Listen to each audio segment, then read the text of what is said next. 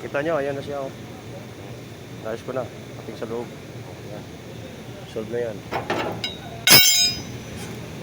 Ano ko na. Oh. Ating sa loob niya. No? Ayos ko na. Kanina ko lang ganyan hapon to. Dapat umaga. Gumawa ko sa isang sakyan.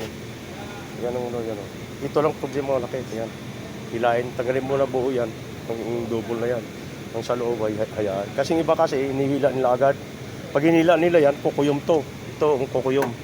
Kaya nasisira. Kaya dapat tanggalin mo muna para maiwan sa loob lang. Pinaka-double niya. Ang sa labas kasi yan, natatanggal yan eh. Ganun pagkagawa nun. Hindi yung hilahin mo agad. Pag hinila mo kasi agad yan, maiwan to. Kukuyom. Kaya nga dapat tanggalin mo muna. Tapos sa hilahin, saka ilagay ang hood, saka mag-align ka para mabilis. Pag naayos mo kasing sa loob yan, ang sa labas yan, sandali na lang yan.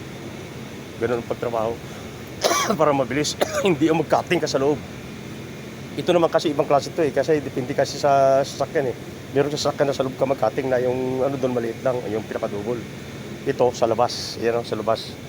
Yan ang sa labas sa yung double niya. Kaya mag-cutting ka sa labas. So, yung tama pa rin nga dito. Yan o. Kaya hilahin pa to eh. Hilahin ko muna siya. Ito. Yung side na to. Yan. Tapos ito. Tapos tanggalin pa. Bukas tanggal yan. Ito ayos na. Yan. Ayos na. Sino ba yung mga kaluli?